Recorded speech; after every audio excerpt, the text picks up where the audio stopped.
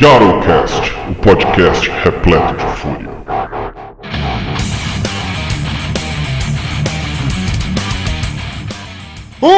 Muito de saudação para vocês, lupinos, hominídeos e impuros. Aqui quem fala é Chocos e bem-vindo ao final da segunda temporada.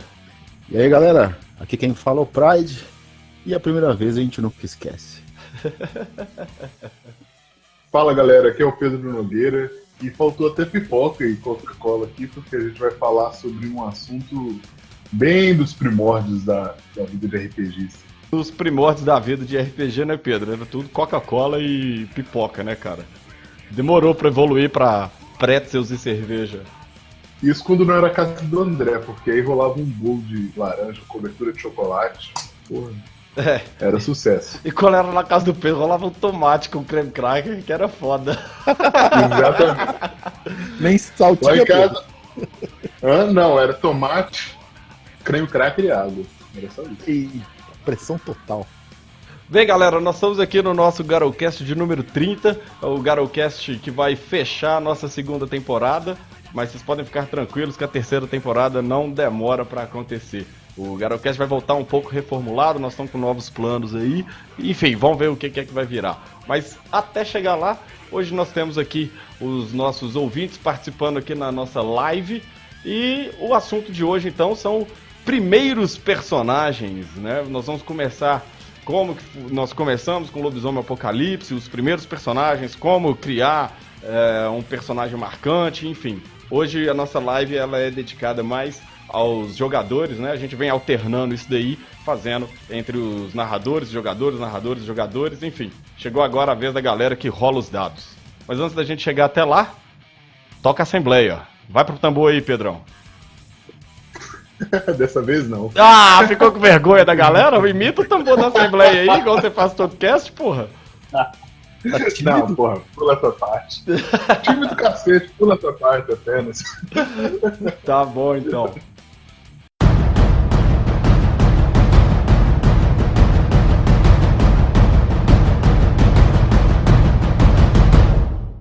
Bem, galera, hoje a gente não tem a nossa assembleia da maneira comum, como acontece nos outros casts, tá certo? A gente tá aqui agora no final da temporada, mas vocês vão escutar aí durante a gravação da nossa live, a gente abre uma sessão para perguntas pro pessoal, então as dúvidas e coisas do tipo, elas ficaram todas já pro final dessa live, onde a gente responde os nossos ouvintes que participaram conosco no Carne do nosso Discord. Mas para a próxima temporada, a gente continua funcionando no mesmo esquema, vocês mandam os e-mails, a gente responde por aqui e assim segue. Se você quiser mandar um e-mail para o Nação Garou, é só lembrar que o nosso e-mail é naçãogarou@yahoo.com.br. Siga o Nação Garou também nas nossas redes sociais, só procurar por Nação Garou, tá certo?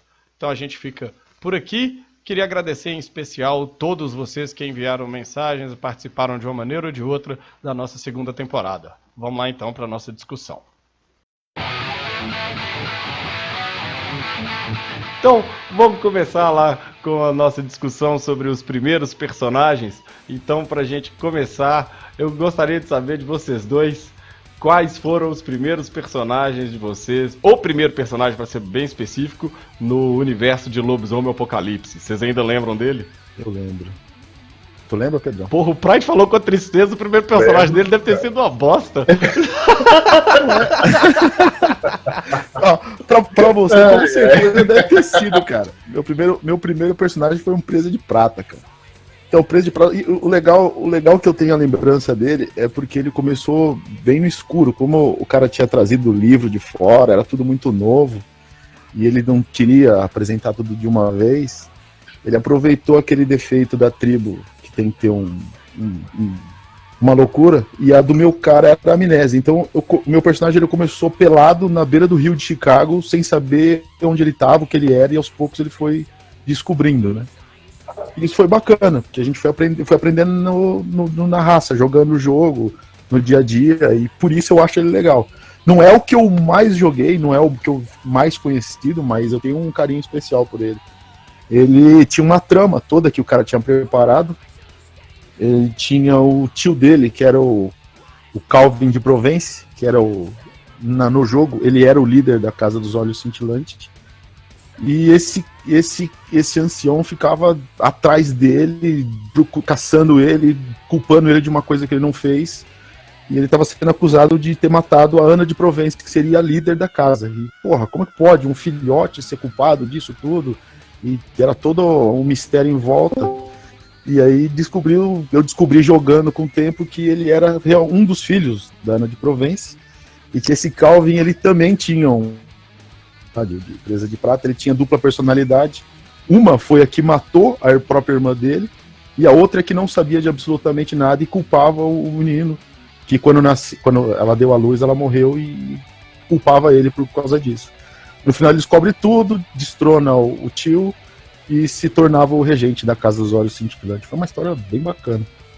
Uai, mas aí agora deixa eu te perguntar, cara, quantos anos você tinha quando você jogou pela primeira vez? Ah, cara. Eu ia perguntar algo parecido. Porque, 1900... cara, seu primeiro personagem tinha todo esse background. 1996. Cara, aí você vai me denunciar. E fodeu, hein, Monra?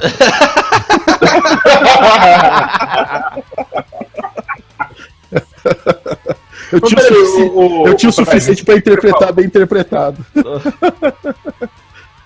Mas, ô Pride, isso que você descreveu aí foi tudo que você jogou com ele ou o background dele? Não, foi a aventura inteira com ele. Aí ainda a gente jogou o Rage Across Rússia com esse personagem, mais uma matilha. E aí esse era tipo assim, era o plot do personagem. Aí tinha o plot da trama que era o Rage Across Rússia. Mas ele, na verdade, ele, se eu não me engano, ele era bávaro. Porra, não, porque eu fiquei surpreso. Assim, já tinha Casa dos Olhos Cintilantes e tal, a caralha toda. E eu olhei assim e falei, porra, primeira vez que eu joguei Lobisomem, eu fazia a menor ideia de que caralhas era isso. Não, mas eu não sabia. Quem tinha preparado era o cara que tinha lido o livro, tinha comprado a parada toda, entendeu? Sabia de tudo, de toda a trama da história. Quando eu comecei o jogo, eu era um cara pelado na beira do rio que mal sabia o que ele era, entendeu? E a coisa foi andando. E aí foi uns 4 ou 5 anos de jogo. Foi aí pulando de tempo em tempo até terminar a trama dele. Caralho, E cara. o nome principal dele, faltou, né? Era o Arauto do Falcão. Porra. A respeito do seu background aí, Pride, do seu primeiro personagem, tudo que eu posso dizer é Optimus Pride. Eu tô devendo essa piada tem um tempo aí pra galera. Cacete. Tem um monte de piada interna que não saiu ainda ao vivo pra galera. Pois é, essa daí me cobraram tem um tempão, essa foi especial pro Pena. Pedro, seu primeiro personagem, cara. Não, depois disso daí que o Pride falou, eu tô até encabulado de falar sobre o primeiro personagem. Não, meu primeiro personagem foi um arquetípico primeiro personagem, sem profundidade nenhuma. Ah. Eu fiz um Octane, Montes Clarence, impuro. O índio mineiro, puta que pariu. Fumava cachimbo. Eu não lembro muito do que eu joguei com ele, porque foi a primeira vez que eu joguei Lobisomem na vida e tal. Foi até com shows, né? E, tipo não assim,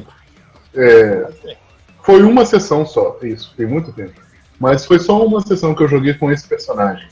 Um amigo meu jogava com Roedor de Ossos, eu tava jogando com o Octane Impuro Montes Clarence.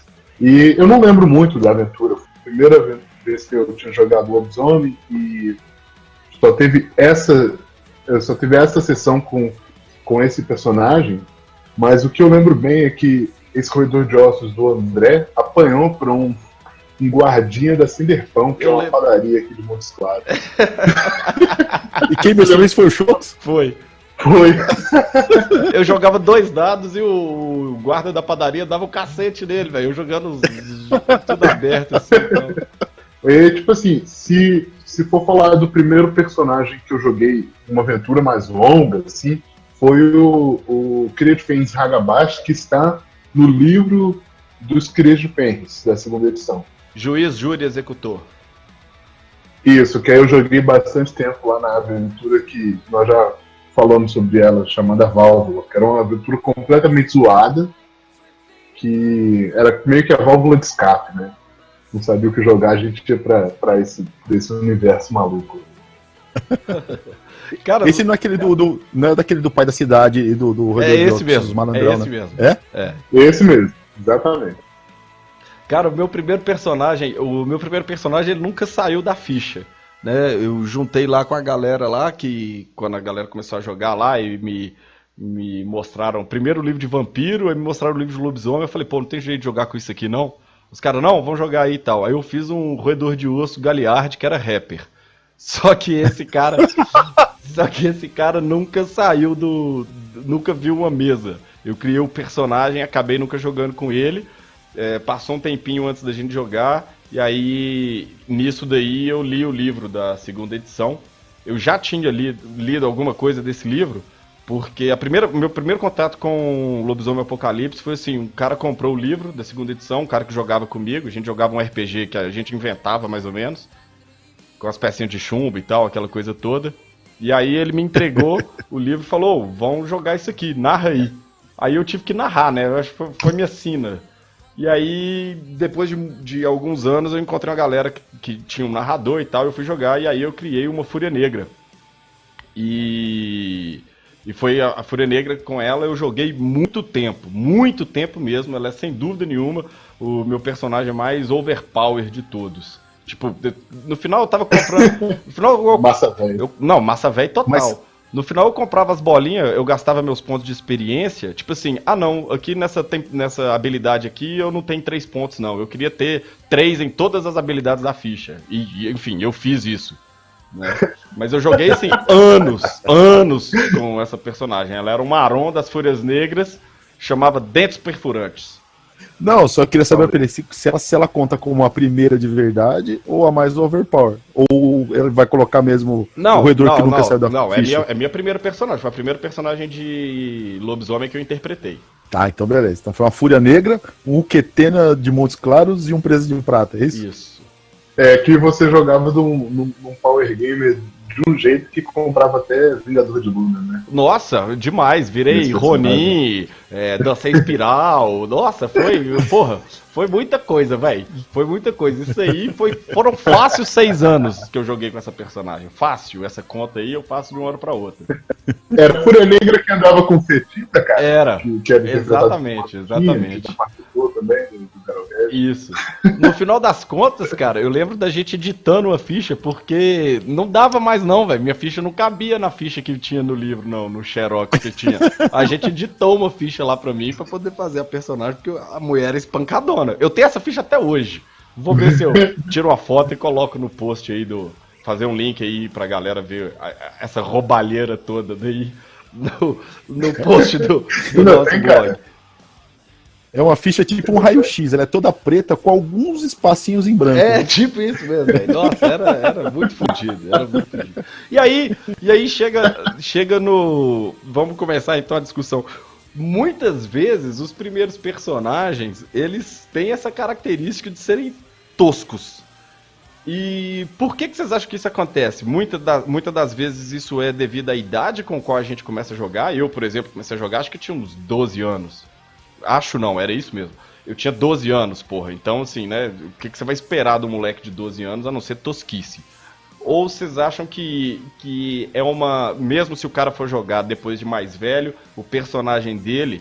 Obviamente que não vai se comparar ao meu personagem de 12 anos, mas ele vai ser tosco em alguma escala. Ah, cara, depende da pessoa, né? Tem gente que amadurece, tem gente que não. Então... Tipo a gente. tipo a gente, né? A gente não fazendo esse personagem bosta. Não, tô brincando, mas é bem isso mesmo. Tem gente que até hoje lá tem lá barba na cara, mas faz aquele mesmo personagem ridículo que interpreta por fora e Entendi. tem todo tipo de bizarrice por aí, né? Marcelo, Mas... se você estiver escutando, o Pedro não tá falando de você. Não, Marcelinho, um abraço. Qualquer Não, semelhança muito com a pelo realidade é contrário, uma o coincidência. Marcelo, bom show ter falado sobre Marcelo, que é um amigo nosso que jogou muito tempo. Ele é um tipo de jogador de um personagem só.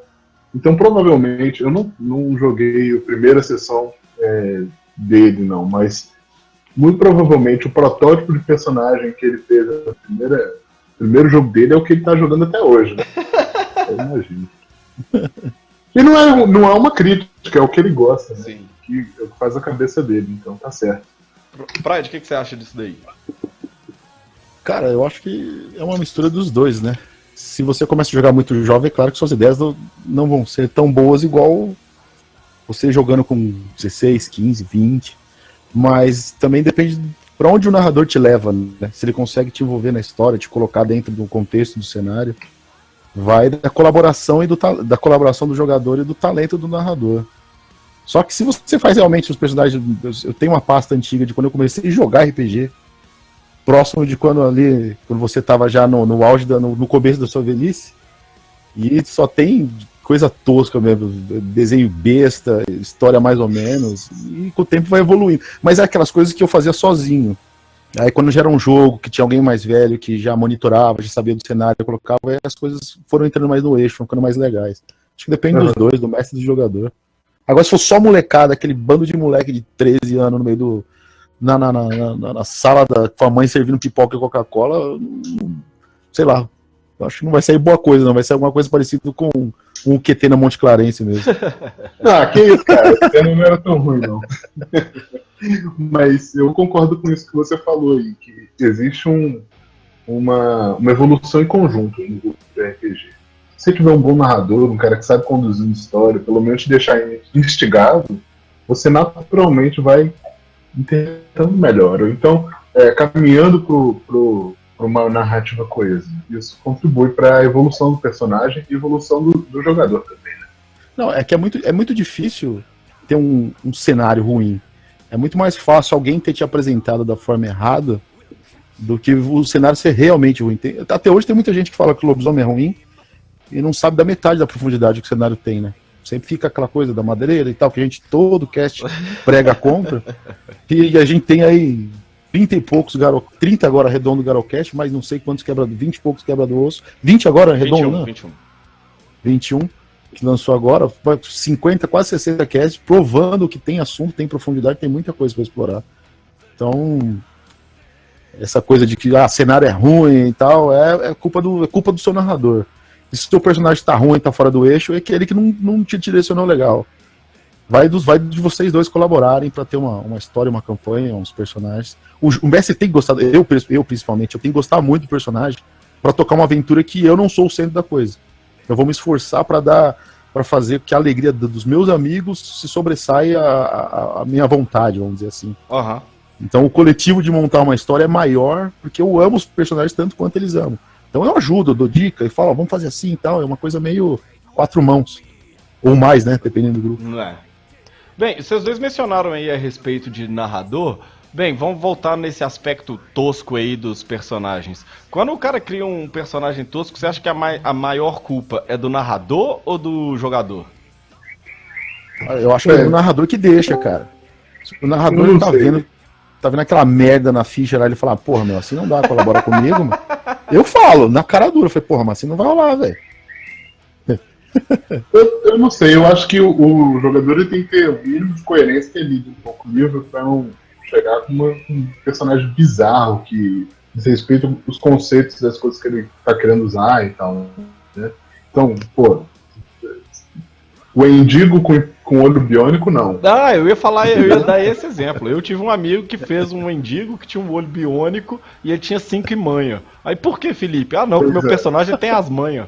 Sacou? Tipo, foi tudo que... O Felipe não sou eu, tá? Só pra constar. Ninguém sabe que seu nome é Felipe, não, cara, relaxa. Então foi um negócio bem tosco, assim. Mas, sei lá, eu acho que quando... Mas nesse aspecto é culpa do jogador, né? Mas o narrador também não pode ser conivente com essas coisas. Ele tem que direcionar os jogadores antes do jogo começar também, na criação do personagem. A narrativa começa aí, na verdade. Uhum. Porque geralmente, o Choco já cansou de falar isso, né? A gente, quando vai juntar pra fazer uma mesa, a gente fala, a aventura vai ser mais ou menos assim, o tom e o clima vai ser mais ou menos assim, vai por esse caminho, pensa num personagem. Aí o cara vem com o Endigo de olho biônico, porra, mas eu mando tomar no cu, velho. Sem zoeira, porra. Eu falei, porra, aquele papo que nós teve ali não valeu de nada, mano, você tava pensando no quê, cacete?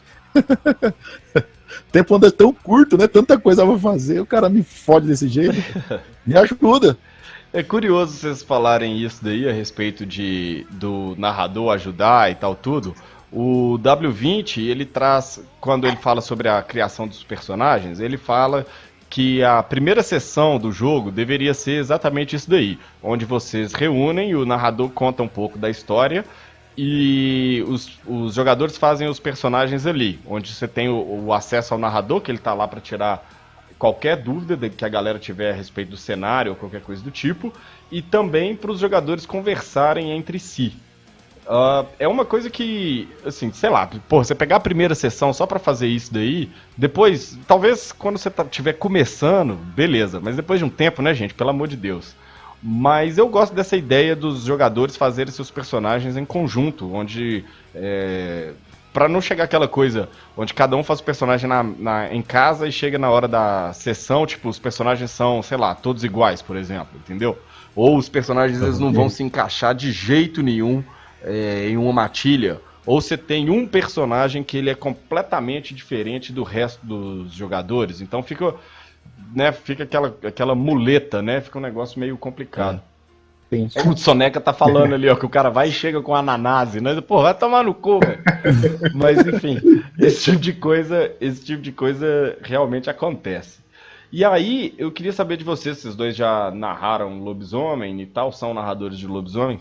Vocês têm essa preocupação não do cenário em si, mas quando tá se tratando de um jogador iniciante, vocês têm essa preocupação de sentar com o cara e explicar o jogo?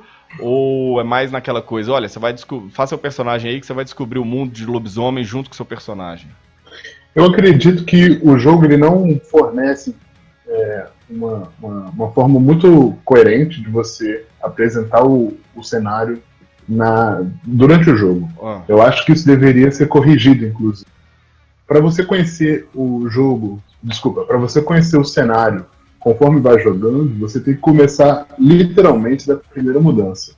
E a maioria das pessoas não começa desse ponto. Começa já com todos os dons, já fazendo parte de uma tribo, de uma matilha. Eu acho que o melhor para você começar com os jogadores que você não conhece é realmente explicar o cenário. A não ser que você se predisponha a narrar a partir da primeira mudança. Mas essa é justamente a sugestão do W20, que o personagem que você faz com 753395, igual a gente costuma falar entre a gente por aqui, ele é o personagem saído da primeira mudança, em teoria, entendeu? E aí você tem ali todo um ritual de passagem para fazer, onde normalmente esse normalmente é o prelúdio da matilha, e enfim. E aí depois cada um vai ser tutorado pela tribo, e depois os caras voltam para ser uma matilha de fato, sacou? É uma coisa mais ou menos assim. Eu gosto. Eu faço, tipo assim, eu faço questão de fazer parte da construção da matilha junto com a galera toda, porque acho que a gente já conversou bastante disso. Eu preciso acreditar no personagem pro negócio da liga. Aí quando fica legal e eu me empolgo, aí começa a campanha. Essa última mesa que eu narrei, os meus amigos, com esses caras há uns 15 anos, até mais. E ninguém. Um só já jogava bastante e conhecia. Porque o Lobisomem Apocalipse, cara, de duas uma. É igual o Pedro falou. Ou você começa com o cara engatinhando, só subiu no telhado e vai explicando direitinho até essa porra cair e morrer. Ou, cara, você entrega uma pilha com uns 8 livros pra ele e fala: ó, esse aqui é o core, esse aqui é o players, esse aqui são as 12 tribos, escolhe uma. Vê toda a história, entendeu? Porque, tipo assim, ó, se você for jogar de cria, você vai ter que ter uma treta meio com o Fiano, entendeu? Se você for Fúria Negra, você tem uma treta meio com o Cria de Fênix. Até você explicar toda a política que faz o jogo ser tão rico, eu vou corroborar com o Chocos, que o Chocos falou assim que tá ficando velho e não tá tendo muita paciência pra explicar. Dessa última vez, pra quem era meio noob, eu peguei e falei, ó, tem um negócio seguinte, ó, Nação Garou 2014, tem uns podcasts lá, ouvi esse, semana que vem a gente monta umas fichas, beleza? Aí ficou bacana, cara.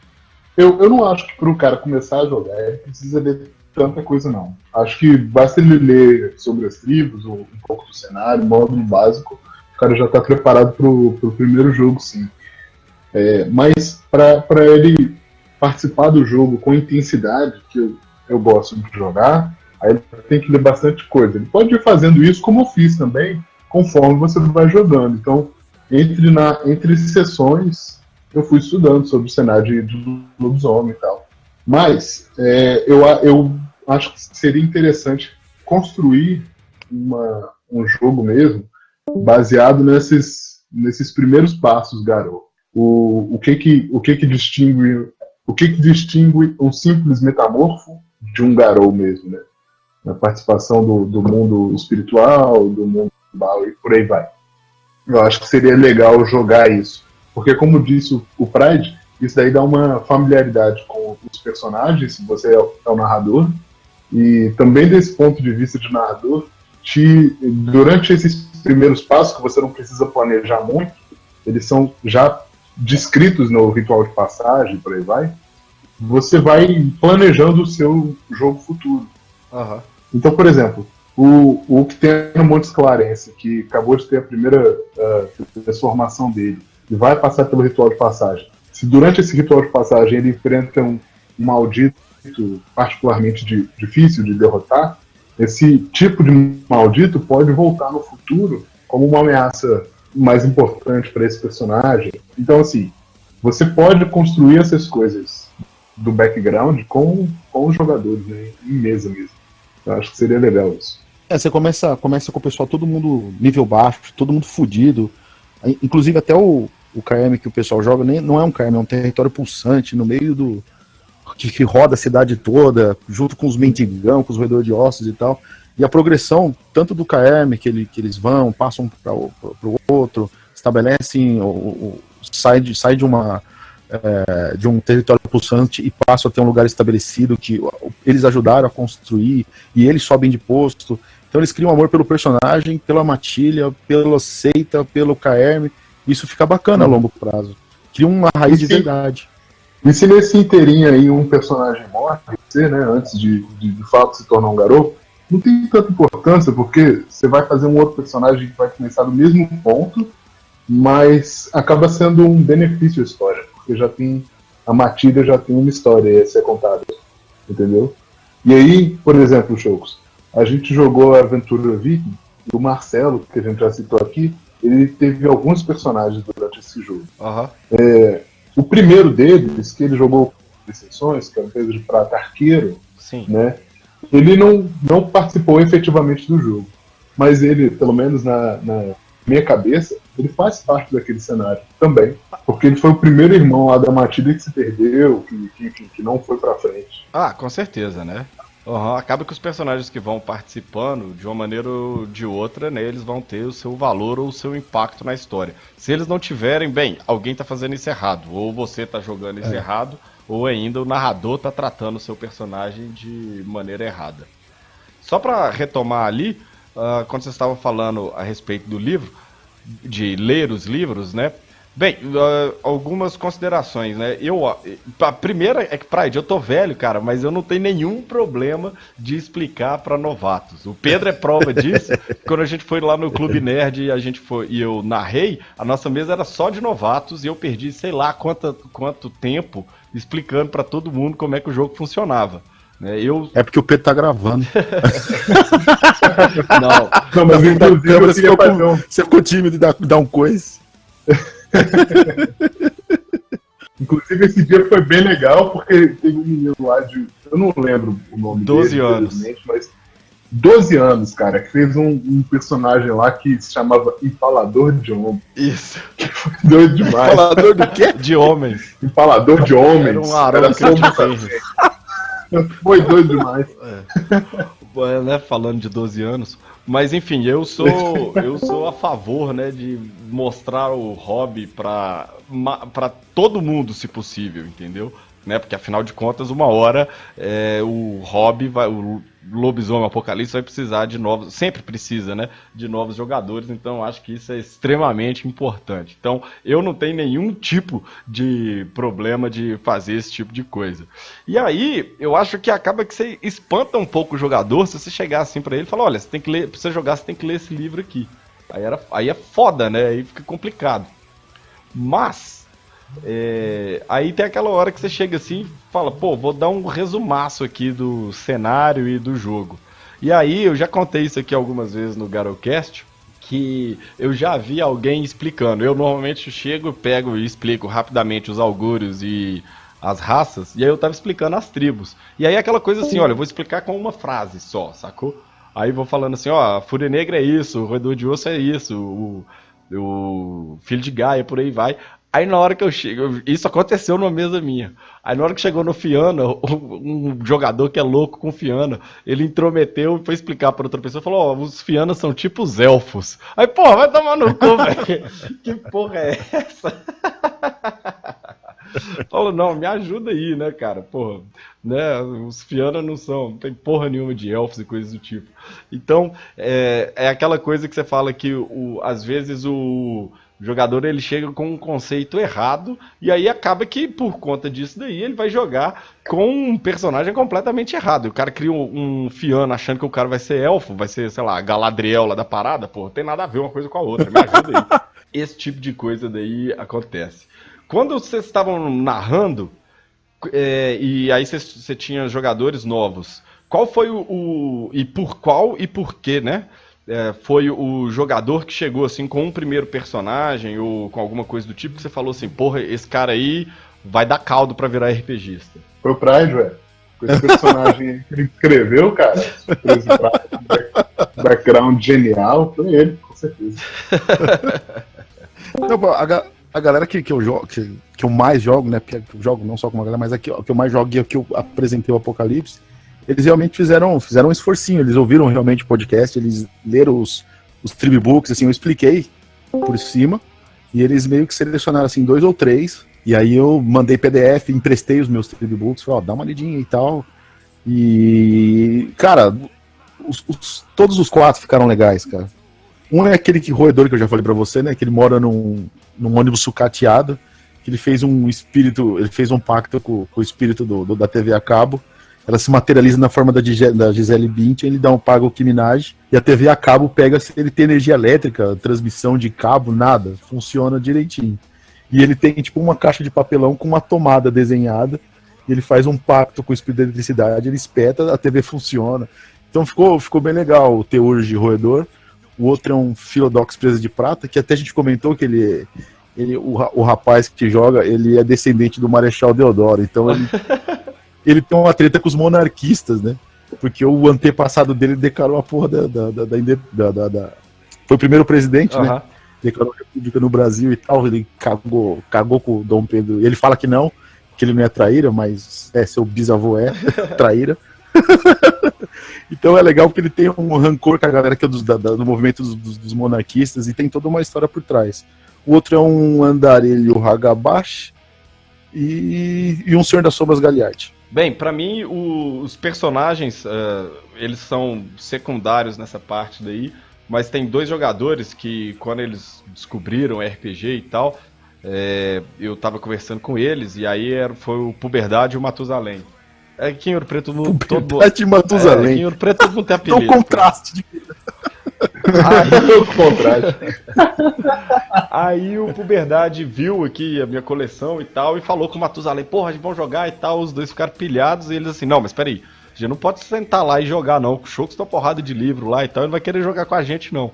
Aí eles leram o livro básico, cada um se interessou por uma tribo, eles pegaram os tribebooks que eu tinha aqui, e leram, e aí depois eles chegaram. Então assim, foram primeiros personagens que esse pessoal, ele chegou com muito background, sacou? Os caras tinham já ligação, eles já entendiam que era parentes e tal, e os caras já tinham comprado ancestrais e tal, sei lá, tinha uma porrada de coisas, entendeu? Então quando os caras chegaram, eu assustei, tipo assim, porra, tava esperando aqueles personagens meio toscos assim e tal, mas os caras eles tinham muito embasamento. É claro que tinham algumas tosquices dos personagens, mas a gente foi limando isso daí e acabou que a coisa deu muito certo, né? Eles jogaram com esses personagens por anos, sacou? E aí, essa coisa, né? Tipo assim, o jogador ele não chega tão cru pra você, né? E aí você consegue mexer isso daí. É isso que eu quis dizer, é igual quando você vai na pelada e tem o caneludo. Você joga, mas joga xingando. Mas quando já tá com aquela panela feita, a tabelinha já tá, tipo, o cara já sabe onde você vai estar e toca, pô. É quando o cara já sabe todo o lore, procurou, pelo menos estudou um pouquinho. O negócio flui como tem que ser, né? Não fica aquela coisa bem básica, nível 1, né? Uhum. O primeiro personagem, assim, de jogador iniciante que me surpreendeu foi Isabela, que jogou aqui comigo em Montes Claros. Uma aventura que tinha tudo pra dar errado, mas deu muito certo. A evolução não foi muito pra frente, a gente não jogou várias sessões, mas enquanto durou foi bem legal. Foi uma aventura no Japão feudal. E quando eu digo que tinha tudo para dar errado, começa por esse detalhe. No Japão feudal, né? Você tinha que, pelo menos, conhecer um pouco da história do local. E outro fator que poderia ferrar com a história é que era com raça metamórfica, não era só lobisomem.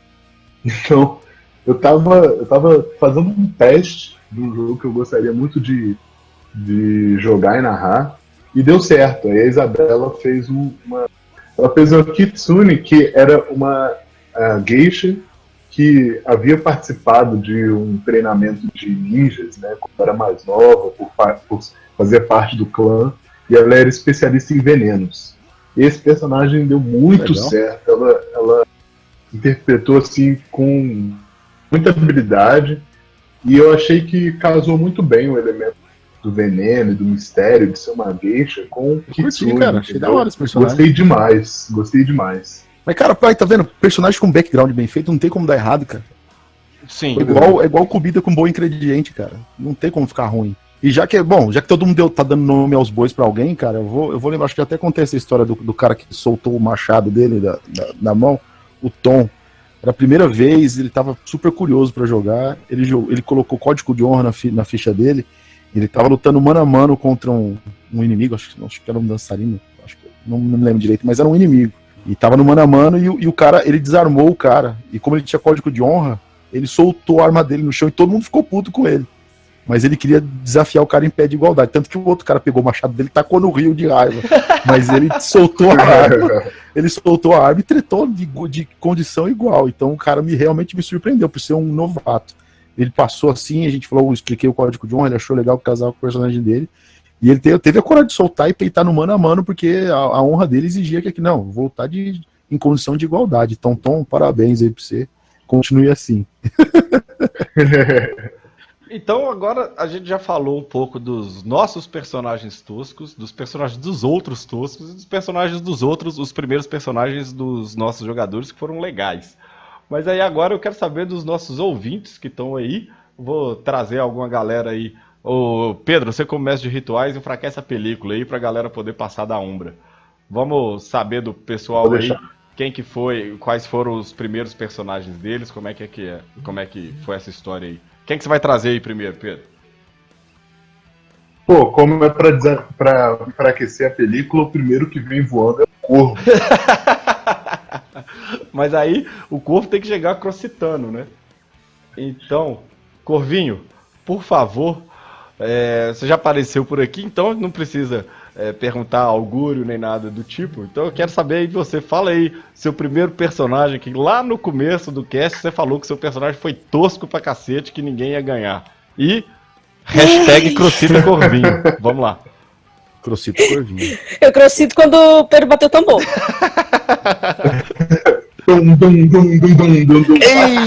Eu acho que isso foi um desafio. Como é que alguém crocita? Agora eu vou ter que... tão fácil. É uma parada assim, ó. Aê!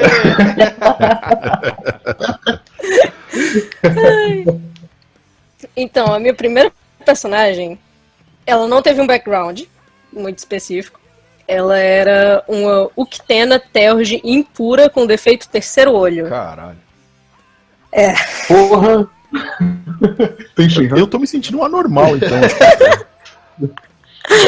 Não, eu amo a Blake com todo o meu coração. Hoje em dia eu ainda desenho ela. Mas a história dela foi um pouco convoluta. Sem nenhum contexto, só vou dizer que ela acabou com 3 filhos. Impuros ou não? Mas... Não, peraí, ela era impura. Ela era impura. Como assim? Que porra é essa? Eu que impuro perfeito, né? Cria logo 3? Eu disse que eu não ia dar contexto. Agora eu acredito. Vamos deixar por isso mesmo, né? Vai deixar por isso mesmo. O contexto não melhora. Tá bom, então, tá certo. Então, tá aí. O primeiro personagem já teve logo 3 filhos, né? Então, tá bom. 3 olhos, 3 filhos, caramba. Tchau. Meninos e meninos. Eu dei nome e desenhei todos eles também. Eles eram garou verdadeiro também, não? Eles eram garou, e eu acho que o mestre não gostou muito, porque depois que os filhos nasceram, o meu jogo virou simulador de mãe, né? Virou jogando The Sims. Eu deduzi que uma mina que era impura nunca achou que ia poder ter filho. No momento que ia ter filho, ia grudar nas crianças, né? É. Então virou simulador de mãe. Ela não fazia muita coisa. O Marcos tá falando aqui, Mas nem mãe, antes o pra ter apocalipse. 3 filhos, pô. O pai era um. Ela tinha um feitiço de havaiana de pau. O pai era um fúrio negro, né? Fúrio Negro. E ela tinha o toque da mãe como dom ou não? Tinha, mas não, o pai era um presa de prata. Porra, então tá bom. Então, Justifica toda essa loucura. ele era né? impuro também? Não, ele não era Tá impuro. certo. E falando de tosquia. Imagina. Ô Zé, vai lá pegar Joãozinho que ele tá incrível.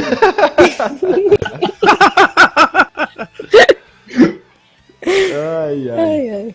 A diretora chamou na escola e arrancou a cabeça de outro menino, vê se pode. Tá bom então. Corvinho, muito obrigado pelo seu relato aí.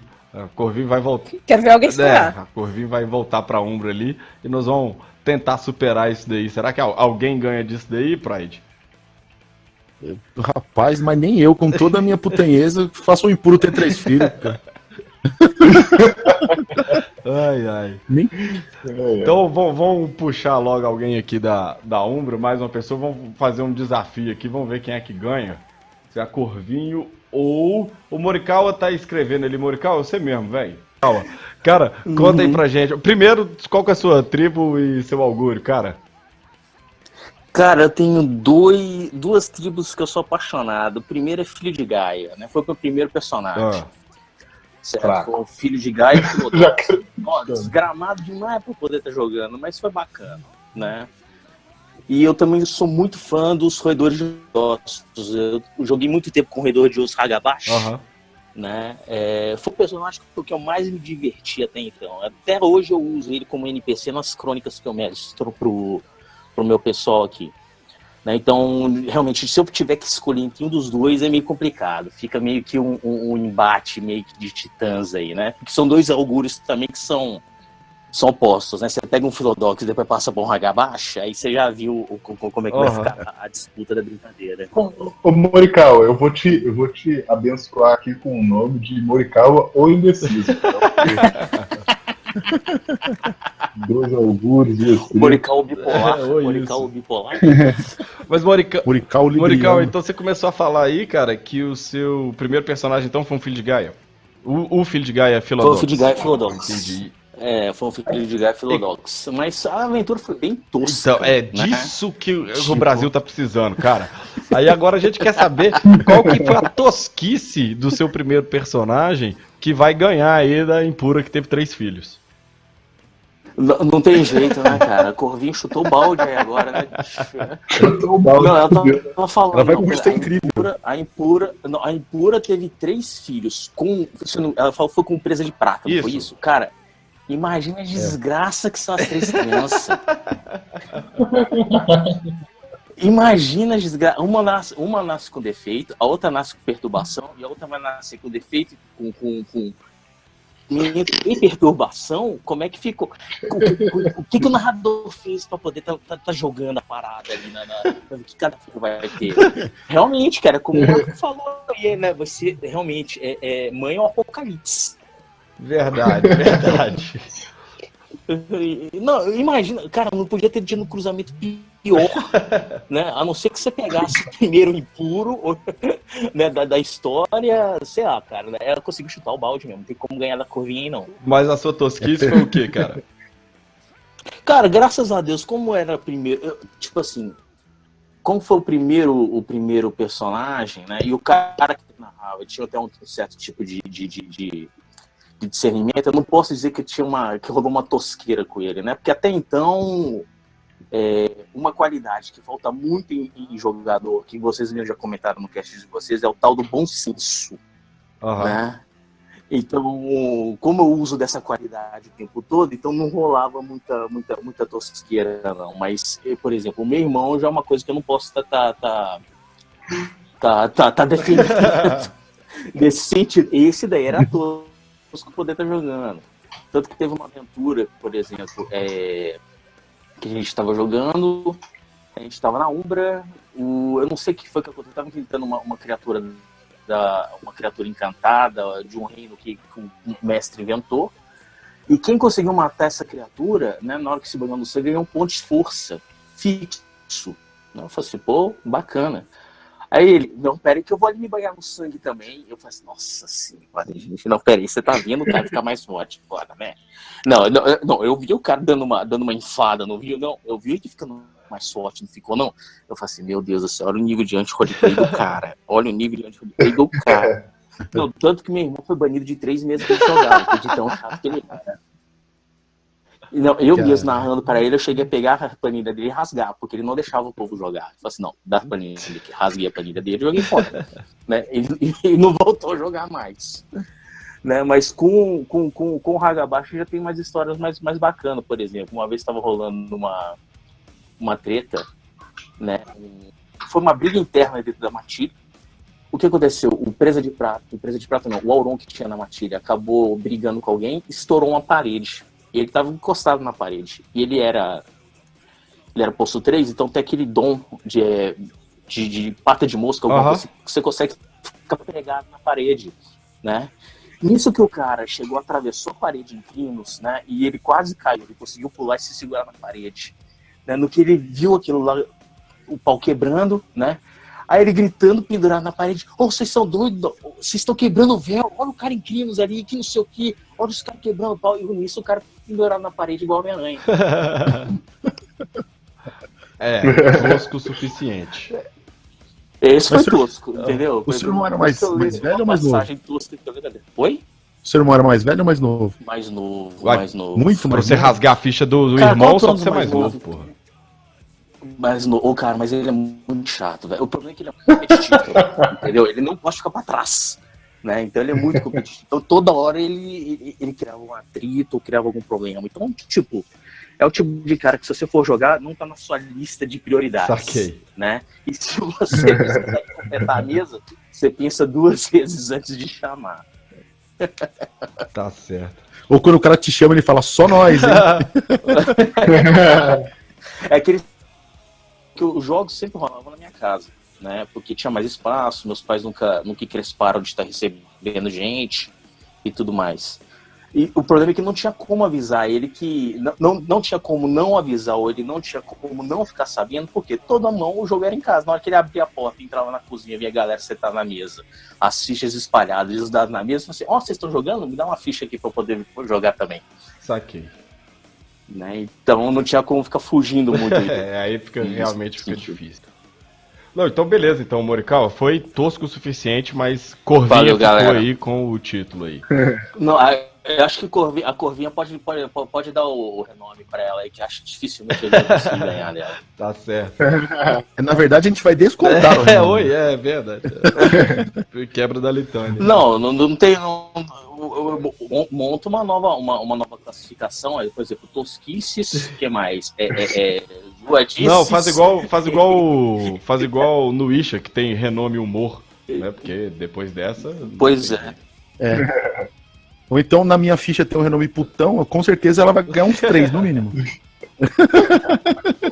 Tá certo. Pô, pra fazer 3 loirinhos de short Adidas e chinelo do lado de fora da oca, meu, tá de parabéns. Não, eu fico imaginando o que a Corvinha deve ter imaginado que ela falou que dava desenhando os personagens, né? O que ela deve ter desenhado. Como mãe, eu duvido que ela tenha colocado algum tipo de defeito. Né? O amor se colocou, pode ter certeza que é aquele defeito mais lindo do mundo pra ela. Aquele olhinho azul na Defeito testa. que vira qualidade, tá certo. Pois é, né? Aos olhos da mãe só, né? Olha, eu esqueci de mencionar. Os filhos eram impuros perfeitos, ok? Eu voltei da Umbra, só que tá falando mais da minha. Nossa, tinham 3, então. 3 impuros perfeitos, pra ter uma ideia. Não, Vou sair. Até mais, tchau. sendo filho de presa de prato, isso é impossível, gente. Na boa. Me ajuda, né? Ai. Morikawa, cara, valeu, muito obrigado aí, velho. Valeu, galera. Beleza, vamos seguir aqui então, ó, depois dessas tosquices dos nossos ouvintes, que, né, também passaram pelos mesmos perrengues que a gente já passou. Vamos seguir em frente. Bem, na hora então que o jogador tá fazendo o personagem, né?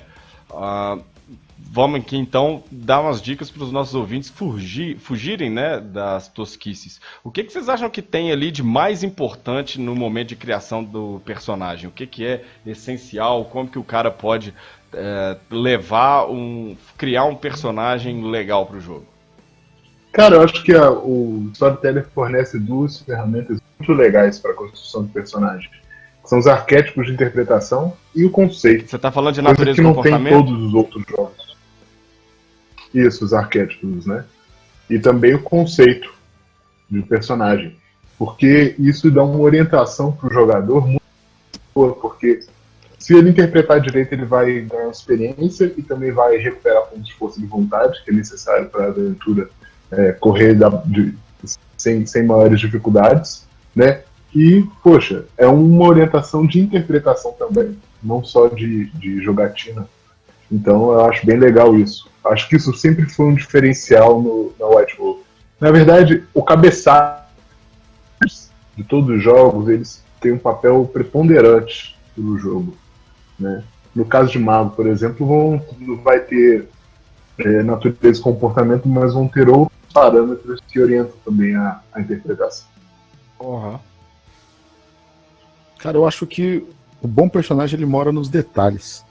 Quanto mais detalhe ele tiver, quanto mais palpável ele for, mais crível, mais ele vai ser um bom personagem para se desenvolver ao longo da trama. Porque o mestre vai ter sempre recurso para trazer um momento do seu passado, da sua vida e planejar o seu futuro. Porque ele já consegue ver como se fosse uma pessoa, um personagem vivo. E fica fácil de traçar. Pô, olha só, em vista disso, o cara gosta disso. Seria legal se acontecesse isso. Isso ajuda o mestre a compor o futuro do seu personagem e da matilha como um todo. Aí, eu costumo fazer assim, arcos, onde cada um dos personagens são os personagens principais. Então, baseado nesse personagem vai acontecer isso. Nesse arco de histórias, ele é o protagonista, depois é o fulano, depois é o ciclano, depois é até fechar o círculo, depois é um da galera toda. E depois eu volto a fazer o círculo para que ninguém fique fora de evidência. E aí eu só consigo fazer isso por causa dos detalhes das fichas. Entendi. Eu gosto muito de trabalhar, eu acho que a parte mais, acho que a parte mais importante da criação do personagem é o conceito. Mas quando eu falo o conceito, nem sempre vai ser o conceito que tá ali na ficha. O Soneca mesmo tá dando ali a ideia de que ele já falou pro amigo dele que o conceito são duas palavras que resumem o personagem. O amigo dele foi lá e escreveu, gostoso e forte. Né? É minha ficha? Então, tá lá no cu, né, Pride? Cara, porra, mano. Mas... Endividado e pançudo, né, por favor. Esse é o Pena. Esse é o Pena. Mas eu acho que o conceito, às vezes o cara escreve simplesmente guerreiro ali na ficha dele, ou qualquer coisa do tipo, né, no espaço para conceito, só que o conceito que ele tem dentro da cabeça dele, do que é e do que o personagem dele vai ser, isso pra mim é o mais importante, sacou? Eu acho que ele começa, a partir daí que o seu personagem começa a tomar forma. Normalmente eu, por exemplo, quando eu vou criar um personagem, eu penso no que é que eu quero que ele seja. E isso eu já combino com o nome do personagem. Eu começo a ficha bem pelo cabeçalho mesmo, porque o nome do personagem vai dizer muita coisa a respeito dele. Porque, por exemplo, um Galliard que eu joguei, por exemplo, uma vez com o CJ que estava narrando, eu fiz um Galliard dos Senhores das Sombras, e aí o nome do meu personagem ele era Devorador do Trovão. Beleza. Vamos pensar nessa mesma coisa, porque na minha cabeça isso faz muito sentido. Se ao invés de Devorador do Trovão, o nome dele fosse Uivo do Trovão, para ficar dentro de Senhor da Sombra e Galliard, esse nome quer dizer, esse nome de feito, né? Ele quer dizer muita coisa diferente do Devorador do Trovão. Devorador é uma coisa mais agressiva, alguma coisa assim, né? Então meu personagem ele tinha intimidação alta e tal, essas coisas do tipo. Enquanto o Uivo, ele é um cara, a impressão que me dá, ele é um cara mais performático, né? Ele é mais um Galliard do ciclo crescente do que do ciclo minguante, por exemplo, né? Então, esse conceito, né, e o nome, eu acho que ele quer dizer muito. E isso me guia bastante quando eu vou quando eu vou trabalhar em cima da ficha, né? E se eu já tenho essa ideia, então você já sabe como que eu vou interpretar o meu personagem ou coisa do tipo. O Pedro falou, por exemplo, de natureza e comportamento, só que é um problema que a ficha básica de lobisomem, né, aquela ficha de 2 lados só, ela não tem espaço para natureza e comportamento. Então o jogador iniciante, ele não vai preencher isso daí. Ele não sabe como que ele vai interpretar o personagem dele. Até porque você não quer que o cara fique lendo, sei lá, a caralhada de quantas naturezas e quantos comportamentos ele pode ter. Então, de repente, você falar que o cara ele é um Aron ou ele é um Hagabashi, isso quer dizer muito mais do que, eu tenho o comportamento soldado, a natureza altruísta, por exemplo. Sei lá, eu tô chutando aqui qualquer coisa. Uhum. Então, o nome... Pra mim, ele é muito emblemático, porque isso quer dizer alguma coisa. Hoje, né? Claro, quando eu criei minha Fúria Negra, era um nome qualquer. Mas você gosta de criar o personagem já com o Did Name, já? Cara, depende muito de como que eu vou jogar, né? Assim, hoje, normalmente, das vezes que eu jogo, rola muito uma coisa do tipo assim... vamos otimizar o tempo de jogo. Sacou? Então, assim, eu não vou fazer o ritual de passagem, eu não vou ganhar o nome e tal, tudo. Eu gosto de quando rola do personagem ganhar um nome dentro do jogo. Porque eu fiz a pergunta porque eu gosto desse jeito mesmo. O cara começa normal, com o nome normal, e ele ganha o nome dele. O que reforça mais ainda o amor dele pelo personagem. Uma mudança também. A Império uma mudança. Um relato interessante que foi da Aventura Viking, que o nosso amigo André... ele fez um personagem que era um crítico em Steurge, que antes de passar no ritual de passagem e tal, ele tinha um alcunha como mortal mesmo de mediano. Porque todos os irmãos mais velhos, ele fazia parte de uma família de escandinavos nobre e tal, e todos os irmãos mais velhos dele eram guerreiros, tinham feito grandes coisas, participado de invasões e tal, e ele era um cara que não tinha grandes habilidades, ele era mediano. Ele era o irmão do meio que era porra de já curti o personagem, já tem uma história boa. Pois é, e olha que legal, depois que ele passa pelo ritual de passagem e descobre que ele tem essa habilidade com os espíritos e tal, ele começa a fazer fetiches. Ele é inclusive o cara que faz o fetiche lá do mastro do Drakkar, que permite a gente navegar pela Umbra e tal. E a partir de então, ele se torna o Ferreiro das Almas. Então, tá vendo? O nome Garou e a alcunha que ele tinha, o apelido que ele tinha antes de Garou, já diziam tudo que a gente precisava saber sobre o personagem. E aí, ainda tinha mais o espaço pro conceito lá, para ele criar mais ainda o personagem, se ele quisesse, né? Então ele poderia, por exemplo, não sei se foi o que ele fez, mas é como eu tenho o personagem na minha cabeça. No conceito ele tem lá criador de fetiches. O conceito dele é mediano. O conceito dele é mediano hoje, né? O conceito dele é mediano e o nome dele é Ferreiro das Almas. Eu curti. Esse é o estilo que eu curto quando eu tô jogando ou mestrando. Então, eu costumo já dar o nome e tal, tudo por conta dessa coisa do vamos otimizar o tempo. Porque hoje eu vou pra Montes Claros, fico lá 7 dias, jogo 7 dias aí junto com o Pedro. Mas, porra, eu vou narrar o ritual de passagem? Não, pelo amor de Deus, né? Vamos. É porque já tá com o time da pelada entrosado, né, meu? Aí é só. Né, tem isso, né? Então. Falar de futebol, né, Pedro? Agora que. Não, sai fora. Futebol não. Mas. Quando a gente era mais novo, a gente tinha vergonha. Eu, principalmente, tinha vergonha de falar que ia jogar RPG, que era uma coisa muito nerd, né, cara? Aí eu falava que ia bater uma bola, ia jogar uma pelada.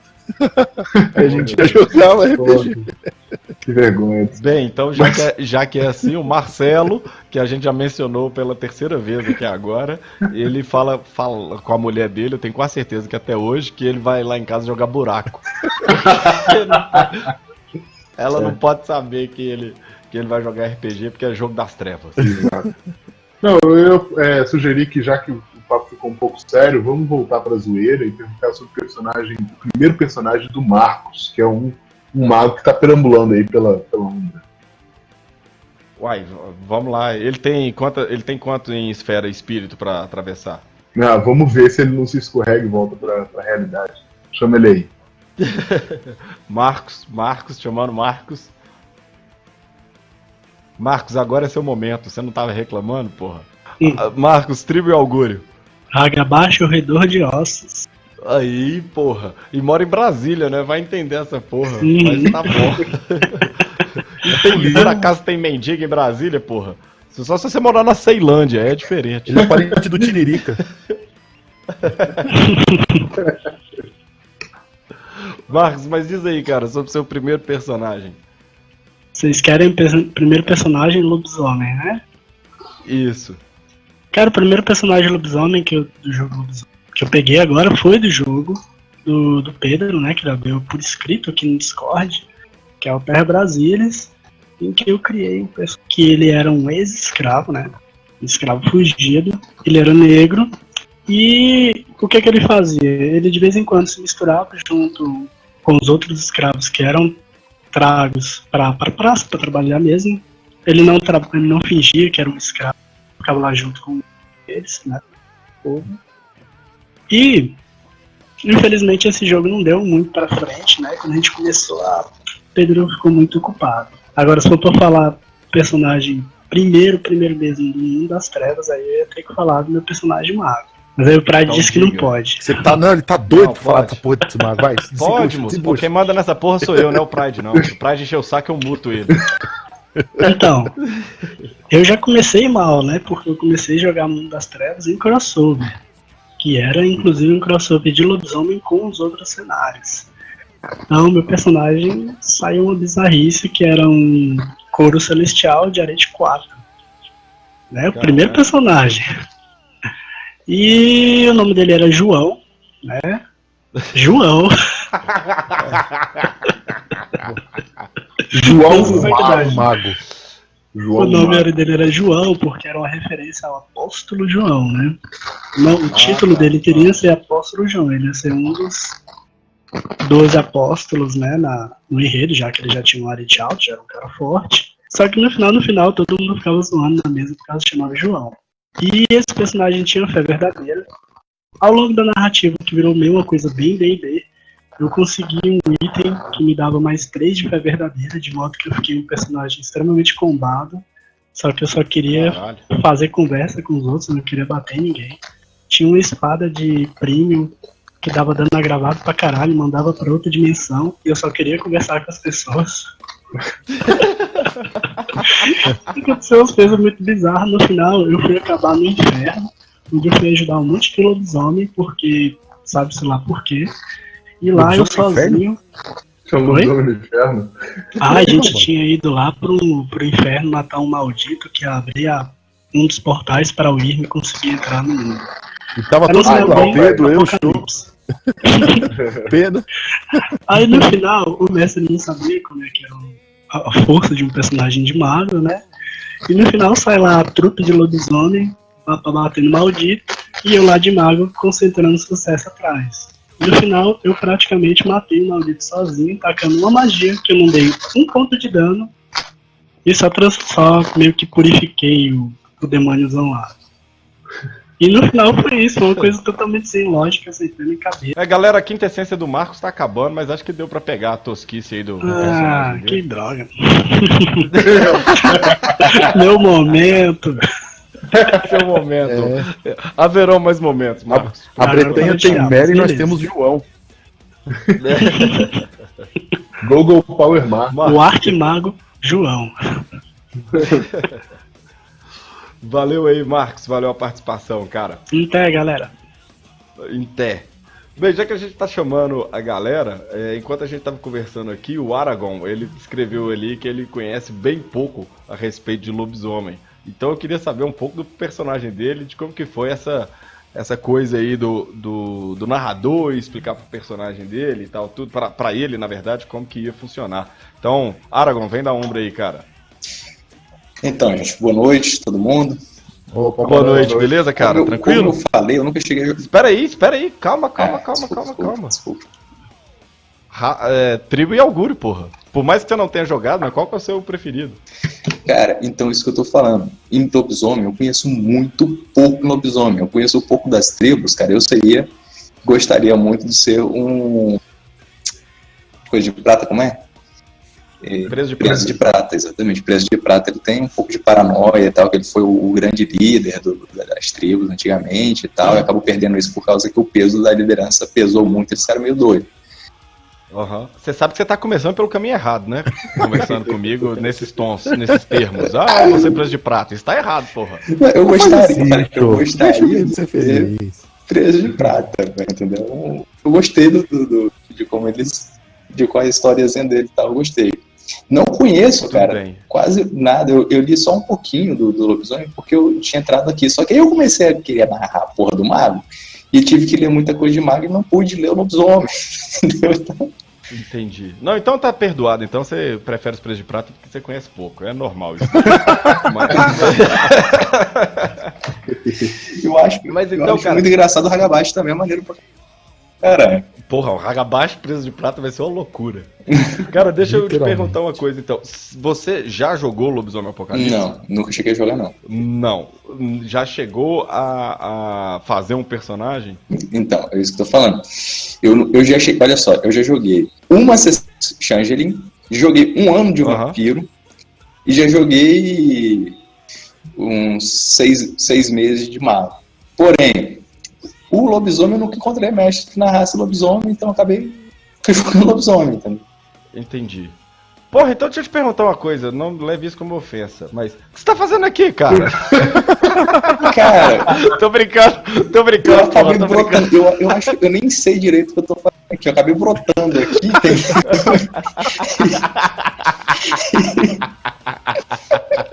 Tô zoando, tô brincando com você, cara. Aí, mas eu não podia deixar passar a oportunidade, não. Cara, Aragorn, então deixa eu te perguntar uma coisa. Você falou que você começou a ler o livro de lobisomem. As informações que você tem do cenário, elas foram assim, tipo, elas foram adquiridas através do livro, ou teve alguém, né, enquanto você jogava Changeling, Mago, Vampiro, essa coisa toda, teve alguém que te deu assim, uma noção do jogo? Do livro, mas por pesquisar sobre fatos históricos que aconteceram e tal, entendeu? Então, de saber que o equilíbrio que queriam manter com as raças metamórficas, que os as raças metamórficas porque não entendiam elas, entendeu? Que ele faz parte da Gaia, coisas da história do começo mesmo, do livro mesmo, que lá mesmo dele conta, entendeu? E qual foi o livro que você teve contato? O livro básico, terceira edição revisada. Quando você estava lendo o livro e essa coisa toda, e aí eu imagino que você chegou a ler o livro todo, não? Não, isso que eu tô falando, não cheguei a ler. Eu comecei, quando eu entrei aqui, vocês começaram a falar, quando comecei a conversar com o pessoal aqui, entendeu? Eu tenho uma curiosidade e comecei a ler. Só que como o pessoal tava falando eu comecei a narrar o mago, entendeu? Porque o pessoal tava querendo jogar, então eu comecei a narrar o mago e eu parei um pouco a leitura, tô lendo devagarinho, enquanto eu pesquiso as outras coisas do mago, por causa que eu preciso pra narração, entendeu? Então, deu uma atrasada nas coisas. Entendi. E aí, então, com, né, esse seu background aí, né, você já jogou Vampiro e tal, os outros jogos também da White Wolf, se você fosse criar um personagem de lobisomem ou apocalipse agora, ok? Qual que ia ser, tipo assim, a sua primeira preocupação? Ia ser em ler o livro todo, procurar informação com outras pessoas, ou jogar e ir aprendendo junto com o personagem e tal, tudo? Como é que é isso? Pra falar a verdade pra você, eu deixo, quando eu sou só jogador mesmo, eu deixo um pouco a preocupação com o cenário para o mestre, porque eu interpreto o jogador como o personagem, como um cara normal que ele ainda está entrando nesse mundo, então ele não necessariamente precisa conhecer tudo. Eu vejo muito o que é o sistema do jogo, como ele funciona, entendeu? E o que se adaptaria melhor ao meu personagem. Como lobisomem, eu gostaria muito de ser um cara como um Ranger, entendeu? Cara com capacidades físicas e investigativas, deixaria o social mais de lado, um pouco. Bem, enfim, bem-vindo ao nosso carne aqui, Aragorn. Valeu. Obrigadão, Shows. Valeu. Seja bem-vindo aí e tal, tudo. Escuta os Garocast que eu fiquei sabendo que eles dão umas dicas boas. Beleza. Valeu aí, cara. Valeu, obrigado aí por convidar para participação. Uai, tamo junto aí, pô. Valeu. Tá tendo, a galera aqui do Discord aqui tá reclamando, tá tendo mago pra caralho no Carne aqui, ué. A galera que joga lobisomem não aparece, não? Nunca vi. A gente tá precisando tirar aí o renome do cara da portaria que não tá fazendo o cara crachar direito. É o Alan. Cadê o cara da portaria? Né? É o Alan, o porteiro. Não, o cara da portaria acho que é o Júnior, sei lá. Nós vamos ter que fazer um Magecast, alguma coisa aí. Pedro, vai pensando nessa parada. Mas então. Porra, para de postar chocos nessa buceta desse negócio aí. Que inferno! Toda hora manda uma desgraça do negócio aí. Tá certo.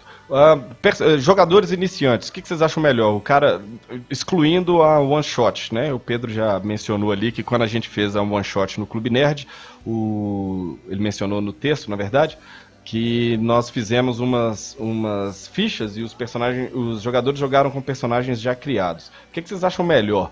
O jogador iniciante jogar com o personagem que você criou, né? Claro, né? Tendo todo o background e aquela coisa toda, ou ele criar o seu próprio personagem? Eu só gosto da ideia de você entregar um personagem pro jogador quando é no caso de um one shot mesmo. Mas no caso de uma aventura longa, eu acho que é melhor que o jogador crie o próprio personagem para criar afeição com o personagem, criar aquela ligação. E aí, para os narradores, eu acho que a dica é aceitar as tosquices do cara que está começando, porque ele vai aprender jogando, né? Então é legal que ele tenha liberdade de criar, ainda que ele vá errar nessa criação, né, natural, mas isso é bom para criar afeição. Eu concordo com o Pedro. Se for uma aventura longa, é melhor que o jogador ele crie o próprio personagem.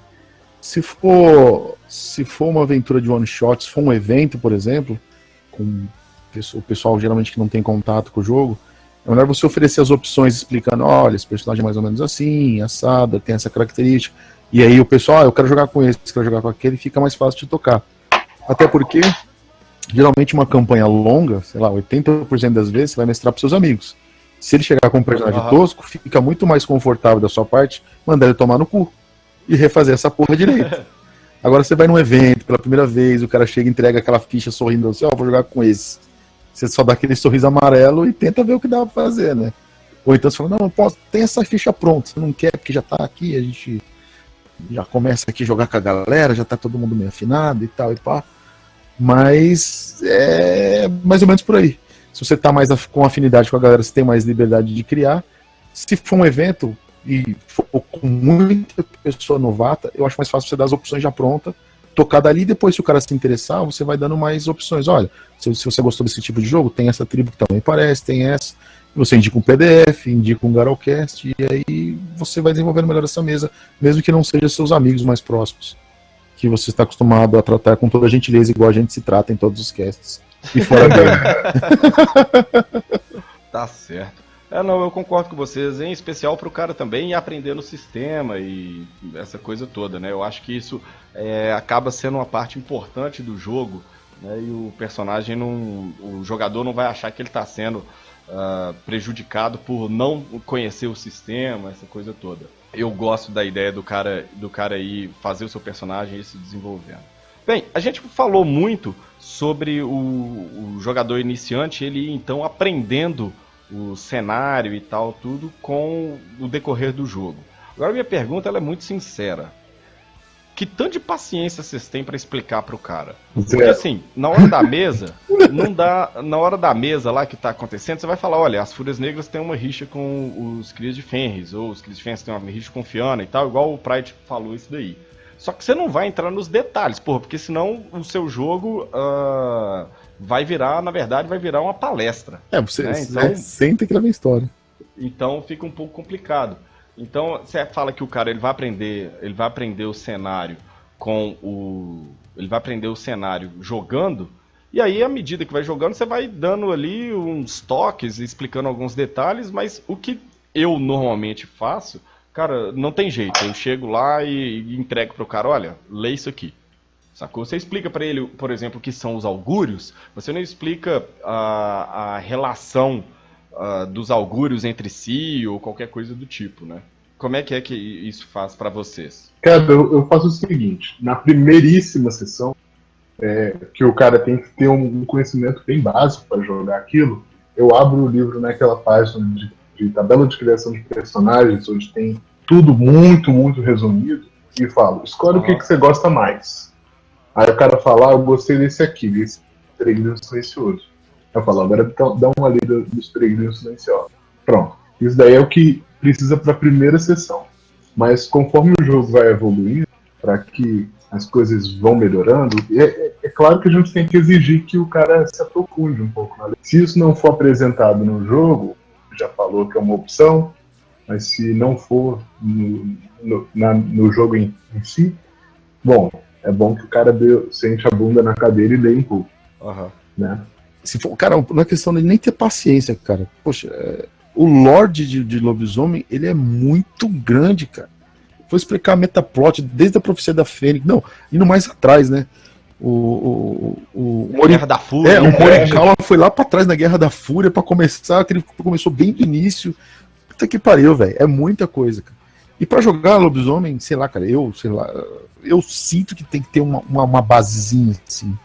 Quando o cara é muito fresco eu digo novato, novo, eu acho melhor já dar a fichinha. Se ele curtiu, eu tento melhorar o personagem junto com ele. Ó, essa ficha pronta não é assim, você gostou? O que você quer que mude? O que a gente pode fazer pra ficar legal? Ou construindo a 4 mãos com ele. Se for só aquela coisa de um shot, pelo menos não me deu aquele trabalho de perder todo aquele tempo e paciência pra explicar tudo. O lore é muito grande, cara, muito grande. Eu tava até lendo alguma coisa aí da 5ª edição do Vampire. Eles estão tentando diminuir isso para poder o cara que chegar agora não ter toda essa carga que ele tem que saber do primogênito, do primeira geração, que o outro. O cara tem que saber de Caim, né? Tem que saber de Caim, aí, né? E que aí o dos Tremere diabolizou o Saulote, e o cara vai ficar com a mente tão perturbada com a história que ele não vai se preocupar com o horror do interior e a política, que é o cerne do vampiro, né? Olha, sem entrar tudo pra explicar é complicado, né, cara? Sem entrar muito nesse papo do ver 5ª edição e tal, mas só, eu acho que isso é frescura, sabe? Nerd raiz sentava na cadeira e lia os livros. Exatamente. Entendeu? Eu acho que é positivo, e eu acho que a White Wolf não está errada de assumir essa posição, de simplificar o que é necessário para o cara jogar. Mas, por outro lado, cara, antigamente a gente sabia as regras de cavar buraco de GURPS de cor. Não tem desculpa, não, Dá golpe uma lidinha. De ponta, golpe de balanço, aquilo é um inferno. Nossa, eu lembro disso. Pois é, então não custa nada ler. A gente não é querendo tirar onda, ficar se gabando, nem nada do tipo, não. Mas o conhecimento que a gente tem é porque a gente leu, não é só porque... A gente é muita gente. Aí eu li. Eu li, cara. Eu não li. Eu não li os 80 livros aí porque eu tenho uma vida, mas eu li. Não, o problema é o seguinte, nós todos lemos, mas ninguém tem a capacidade de armazenar na cabeça igual você. Porque segundo o Pedro, você não faz mais nada da vida. Não faço mais nada, não. Quando eu conheci o Shulks, ele tinha um Black Power. Hoje em dia, ele sei lá, eu acho que a cabeça dele esquenta, guardando informação. Ele trocou os fios de cabelo por informação, por slots de informação. Não, mas olha só, a Carol tá ali xingando. Eu falei que ela é Nutella, no caso, porque ela não lê os livros. Vamos chamar ela aqui pra ela me xingar na minha cara. Uai, puxa ela aí. Eu quero ver ela falar ao vivo que ela escreveu. Carol... Eu tô no trabalho, meu filho. Como é que vocês fazem? Pô, você devia estar trabalhando em vez de estar me xingando no chat, então, né? Tô brincando. Eu tava só ouvindo, mano. Não, e o pior foi o conselho do Pedro hoje de tarde me invocando, entendeu? Falta trabalho porque o RPG é mais importante. Ué, tava certo. Carol, o que você acha dessa ideia aí do Pedro aí, que RPGista Nutella e raiz? Nutella de cu é rola, meu filho. Não, mas eu... Não é porque eu vivo sem o metaplot, não saiba jogar e não interprete bem o personagem que eu mesma crio. Não, claro. Ela joga no pelo, Pedro. Não, eu tenho certeza certeza disso, mas não é nem sobre isso que eu tô falando. Eu tô falando conforme o jogo vai evoluindo, é necessário você se aprofundar no metaplot, no lore, como todo mundo já estava falando aí. Eu, como narrador, eu não tenho paciência para você ficar explicando mínimos detalhes, e esse é um dos motivos pelo qual eu não consigo formar novas mesas de lobisomem. Porque o pessoal, eu narro a primeira sessão e falo assim, agora lê o livro, e o pessoal não lê. É como eu falei ali no chat, brother, eu leio o suficiente pra me montar o BG do personagem Claro. E entender o sistema do jogo. Sim. Não, mas isso daí é como eu tava falando. Eu não li todos os 80. Eu não li todos os 80 livros, nem tenho paciência. Mas quando carece da informação, acho que a pessoa tem que. O jogador tem que correr atrás também, né? Eu também concordo, porque é o seguinte, a primeira aventura foi legal, eu gostei de jogar Trás de Prata, foi a primeira coisa que encantou, porque realmente a maioria, quando vê aquela coisa, o símbolo do herói, fica encantado com aquilo. Depois dessas sessões e dessa campanha, eu peguei o core, li todo o core, comprei todos os tribubooks que tinha na época, li todos, aí eu peguei e falei, não, agora eu vou jogar de Fiano, que eu curti demais o livro do core. É pena que eu acho que eu não devo ter lembrado dos dons, mas eu curti demais a tribo. E aí, tanto que o meu personagem que eu mais joguei foi a porra do Fiano, que é o Orgulho de Gaia, e por isso todo mundo, até meus colegas, me chamam de Pride por causa dessa porra desse personagem. Foi muito legal. Mas tudo isso porque eu li a porra dos livros, cara. E hoje em dia, pra um cara pegar, sentar, ler 12 livros, fora um livro de 400 páginas e mais alguma players, é difícil demais o cara fazer isso. Eu duvido como eu que tenha alguém que tenha lido. O lance do estudo, ele não é... Eu não acho que a pessoa precisa devorar todos os livros. Tem uma medida aí. Mas se o cara ficar só no módulo básico, o jogo vai ficar só básico também. Então... Eu assim, ó, pra dar jogo, pra pelada rolar, o cara tinha que ler pelo menos os tribubooks. Eu acho que é uma boa. Pra ele ter um conceito bem formado de todas as tribos. É como o Orical tá falando no chat. O pessoal tá preguiçoso. Antigamente o pessoal sentava a bunda e lia. Hoje em dia é o Skyrim, é o Fallout, que nos distrai da leitura, né? Eu não vou tacar a primeira pedra nessa, não. Enfim, mas o que ficou marcado e registrado aqui mesmo é que a Carol xingou o Pedro na cara dele. Beleza. Isso aí. Não, de glória pra ela. Ela merece. Bem, a gente tá chegando já perto dos finalmente. A gente vai, antes de fechar, obviamente, a gente vai chegar pro desafio de posto. Mas antes disso, né, querendo saber aqui da galera do Discord, a gente sempre faz esse tipo de coisa. Então eu quero saber aí se a galera tem algum tipo de dúvida. Não precisa ser a respeito de personagem, tem dúvida, tem qualquer coisa. Agora é uma leitura de e-mails ao vivo ou qualquer coisa do tipo. O que fazer com o jogador que quer jogar de Ananase? Chega a pergunta do Soneca. Além de não deixar, tem que ser algo melhor trabalhado. Eu acho que tem que ser um jogo de Ananase pra funcionar. Cara, Ananase é uma desgraça, porque se você fizer um jogo de raça metamórfica e alguém jogar de Ananase, quebra muito o jogo. É um saco, demais. Eu tinha um jogador que ele sempre queria jogar com raças metamórficas que, enfim, iam quebrar o jogo. Eu falei, não, sem nenhum problema. Uma vez que você leia o livro, tá tranquilo. Porque senão o cara quer jogar com o negócio e eu tenho que ficar explicando essa desgraça o tempo inteiro, entendeu? Ou então você joga um raid no cara aí, ó, e o Nicolas já mandou. Pergunta do Zender: como narrar jogos na Umbra Profunda se a mesma se passa no espaço sideral? Cacete. Poxa, difícil mesmo. Mas olha só, Zender, quando eu penso na Umbra Profunda, a gente até falou sobre isso no podcast sobre Umbra, que eu imagino o Garou correndo no espaço mesmo. Eu acho que o interessante é lidar com os reinos próximos como se fossem astros celestes, próximos ou distantes, entendeu? Ao qual você tem que ir a ele. É esquisito, mas é aquela parcela do jogo que fica psicodélica mesmo, né? Eu tô junto com o Marcos nessa daí, que tá gritando aqui que a Umbra Profunda não é o espaço sideral. Eu tô junto dele daí. Eu acho que o que acontece na Umbra Profunda é que ela tem reinos mais metafóricos, talvez, do que os reinos próximos que estão na Umbra Rasa. Então você vai chegar lá, vai ter um reino de emoções e coisas do tipo. É como se fosse... Tá, se você quiser associar isso com planetas, talvez alguma coisa possa funcionar nesse sentido. Mas eu tô junto com ele que não é a Umbra, não é o espaço sideral. Eu não tinha entendido como sendo o espaço sideral, mas sim a metáfora mais próxima a ser feita. Né? Aham. O Zender, ele falou assim, mas pô, o cinturão de asteroides existe não. Então olha só, Zender, da mesma forma que existem coisas na penumbra que existem do lado de cá, existem coisas que existem no mundo físico que vão existir na Umbra Profunda, na Umbra Rasa, em todos os outros reinos próximos ou distantes. O cinturão de asteroides ele não se encontra na penumbra porque a gente, né, não acessa o cinturão de asteroides, normalmente. Está num círculo espiritual bem mais distante.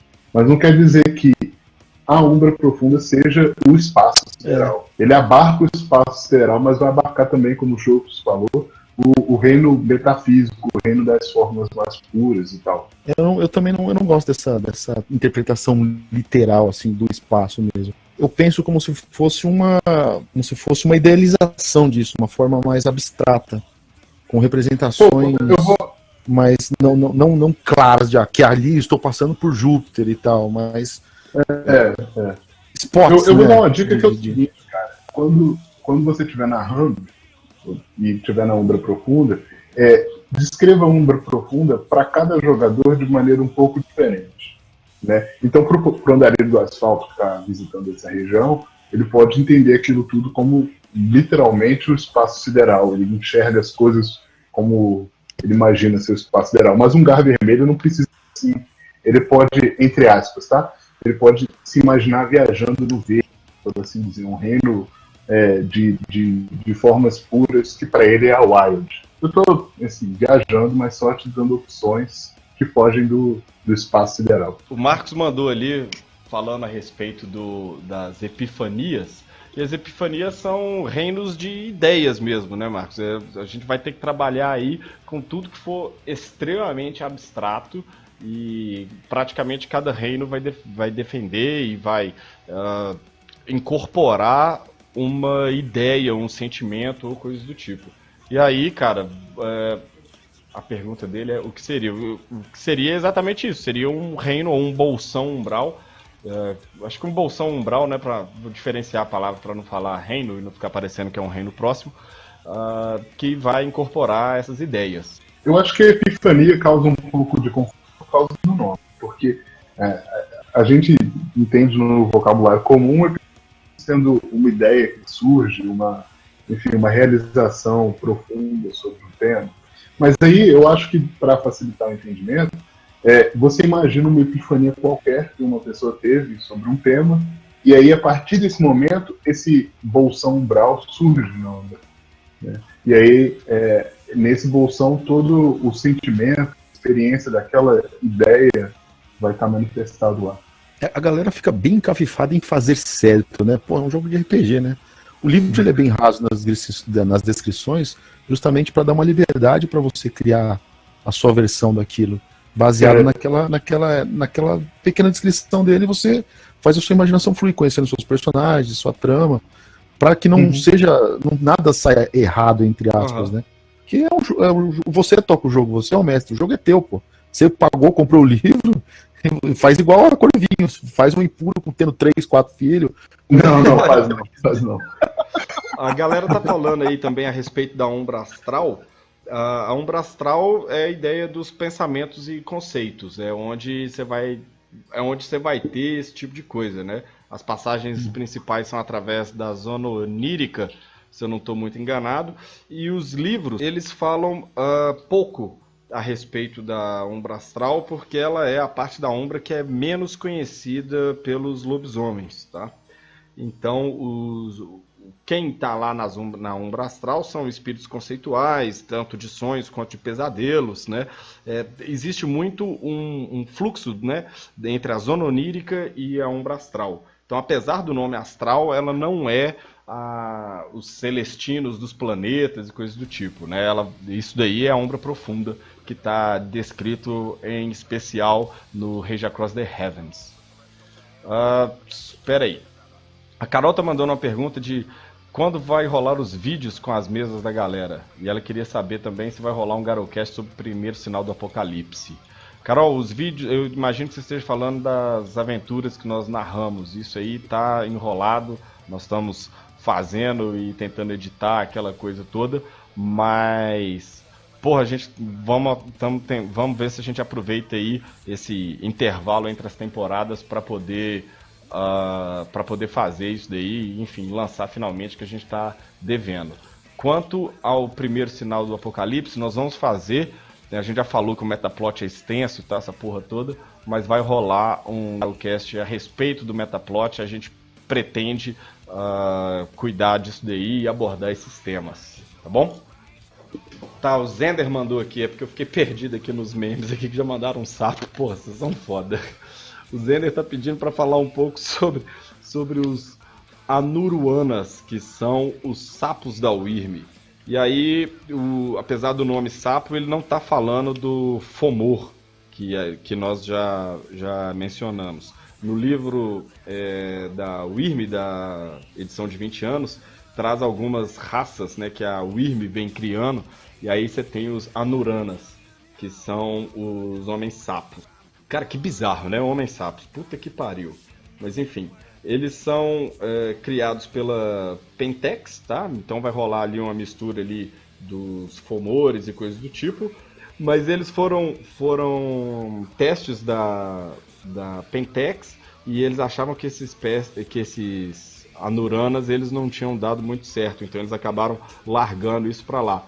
Só que esses Anuranas, eles sobreviveram e eles vivem nas matas, né? Ninguém sabe exatamente o que eles são e tal e tudo. Mas eles saíram do controle da Pentex e eles não sabem exatamente o que são.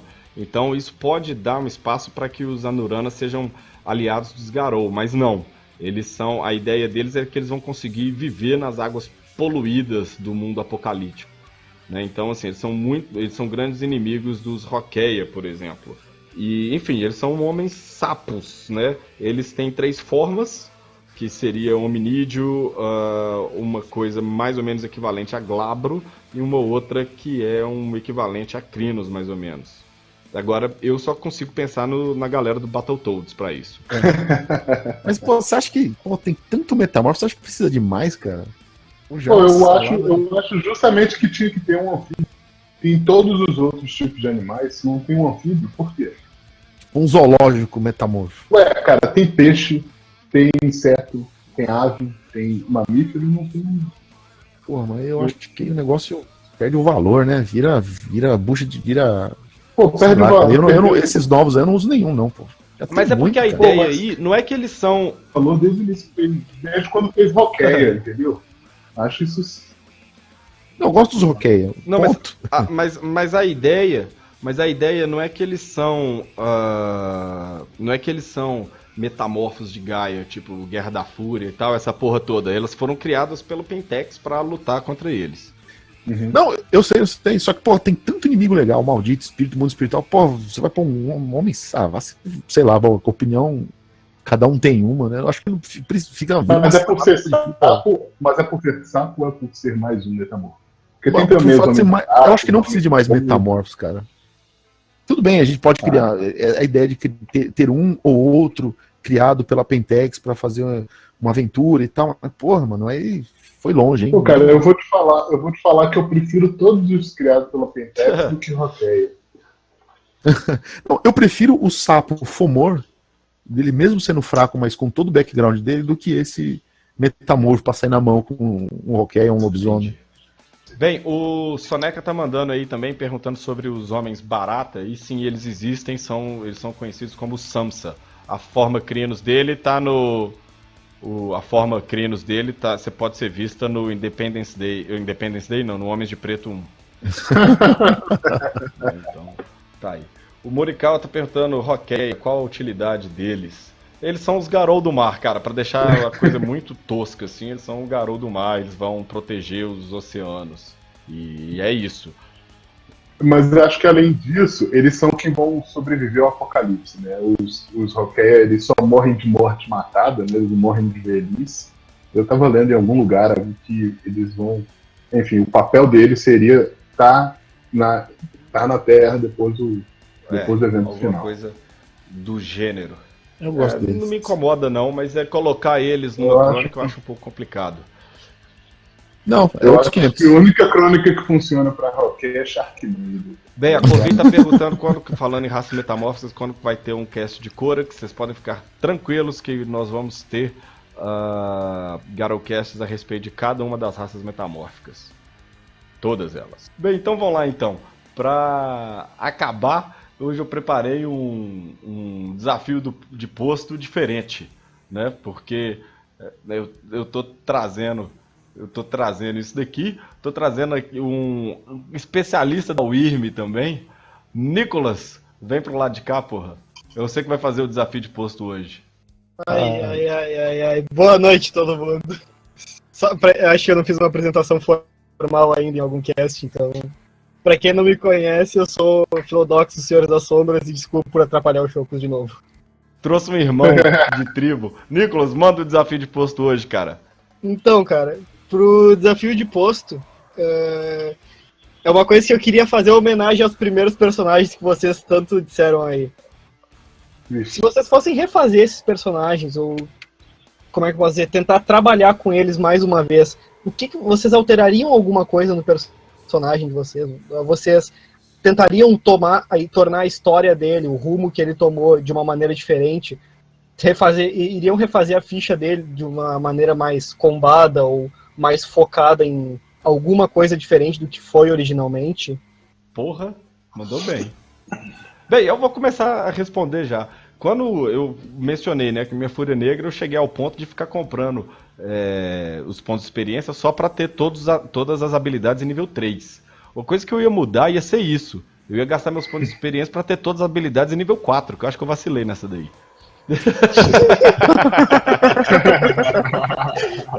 Mas falando sério, cara, eu gostava muito de jogar com minha Fúria Negra. Ela tinha um conceito bem legal. Acabou que o jogo em si, ele jogava, em especial, era o narrador e mais 2 personagens. A minha Fúria Negra, e o outro cara que jogava, que era um Setita. Então rolava um crossover e a gente era aliado e tal, etc. Nossa. E isso é uma coisa que não encaixa na personagem, entendeu? Hoje, vendo o jogo, né? Era uma coisa que não funciona. A gente era, tipo assim, completamente overpower pra caralho, tanto o meu personagem quanto o dele. E rolaram muitas histórias, foram mais de 6 anos a gente jogando. Só que então, se fosse pra mudar alguma coisa, eu mudaria isso, que a aliança ia ser um tanto quanto complicada, né? Porque, porra, né, conhecendo a tribo e o cenário, é óbvio que não funciona. Então era isso que eu ia mudar. Mas a parte Garou, vamos dizer assim, da minha Fúria Negra, eu gostei muito, é uma personagem que eu gosto tanto que eu tenho a ficha dela até hoje. Vai, Pedro. Pô, tô pensando, cara, o meu primeiro personagem foi só uma sessão, o Tena Montes Clarence. O nome do Garou dele era Sombra nos Cumes. Isso daí, como o Choco tinha falado antes, né? O nome do Garou é importante, mas quando eu criei esse personagem, foi qualquer coisa que me veio à cabeça. Então, talvez uma coisa que eu faria é dar sentido a esse nome. Talvez criar um background que, enfim, que conversasse tanto com o nome Garou dele, quanto o fato dele ser de Montes Claros. Eu acho que a principal mudança do personagem do Pedro ia ser tirar esse cara de Montes Claros, que puta que pariu. Até no Chuí ele ia ficar melhor. Que cara, isso, gado. Montes Claros é da hora, velho. Cara, o meu primeiro personagem, cara, o rumo que a história foi, a trama, não sei se eu fiquei deslumbrado por causa que conheci o cenário e me apaixonei pelo cenário, e a história foi muito bem construída. Esse eu acho que não mudaria nada. Acho que eu nem voltaria a jogar para não estragar a história que já jogamos. Agora, o segundo que eu mais joguei, que foi o Fianna, cara, o que eu mudaria, porra, se eu pudesse mudar, eu mudava todos os dons. Porque depois, quando eu fui tentar, porque quando eu construí esse personagem foi feito pra brilhar, sabe? Aquele personagem, a gente tava fazendo... O brilho das fadas, aí tá certo. Não. O cara tinha uma profecia em cima, ele nasceu em Tara de Prata, ele era o Fianna Poser Picudo, entendeu? Raça pura lá no alto, e só que os dons não condiziam, né? E a treta era muito, tipo assim, aquela rivalidade, né? Nem treta, aquela rivalidade entre os crias e os Fiannas, e ele tendo que se provar sempre cada vez mais forte. E não teve jeito, cara. Teve que apelar pra um dom de um ou dom de outro, igual a gente já falou sobre os Fianos nas tribos. Então, beleza. Nicolas, passou o desafio? Cara, eu acho que respondeu bem o que eu queria saber, pra falar a verdade. Então, beleza. É bom lembrar esse primeiro personagem. Então, qual foi o seu primeiro personagem de lobisomem? Então, a minha trajetória foi bem complicada, porque eu entrei no cenário narrando direto. Ah, entendi. Então, meu primeiro personagem só foi acontecer depois de, acho que uns 6 meses de narração minha já.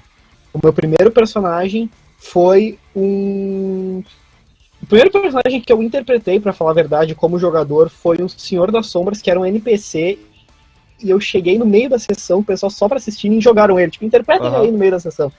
Ele morreu em menos de 30 minutos. Porra, cara, você perdeu 2 vezes a chance de virar um mito. Se você falasse que era o preço de prata que engravidou a impura da Corvinho, você quebrava o mundo, cara. Você ia virar linda. Cara, era assim, foi um campeonato proposto pela mãe Larissa entre os garotos, aí todo mundo de primeiro posto, e quem vencesse o campeonato ficava com uma Grand Clive. O FG, né? E Ultimate Fighting Garou. O meu personagem, daí era tipo, tinha 2 jogadores, que eram meus amigos, e daí tinha esse NPC. E quando eu cheguei, me jogaram o NPC e disse, joga com ele. Pode alterar os dons aí pra achar o que tu achar justo, Nicolas. Beleza, eu alterei ali, peguei o que eu achava que seria interessante. Começou a jogar, e era uma busca na Umbra. Só que foi durante uma escalada a uma montanha e uma paisagem umbral em algum reino profundo. O narrador me pediu um teste de vigor mais atletismo para escalar a montanha. E eu rolei o teste e eu tirei -3 sucessos. Porra! Todo mundo olhou pra mim assim, tu botou sorte nessa ficha alteradinha que tu fez, né? Não, eu não botei sorte. Pois é, cara, tu caiu e não parou de cair, na verdade tu caiu. Tá caindo até hoje. Não, meu personagem, esse personagem a gente diz que até hoje ele tá tomando chá com o É bem provável. Caiu direto pro abismo. Legal que seu personagem funciona pro cast de primeiros personagens, mas também pro de lendas Tá.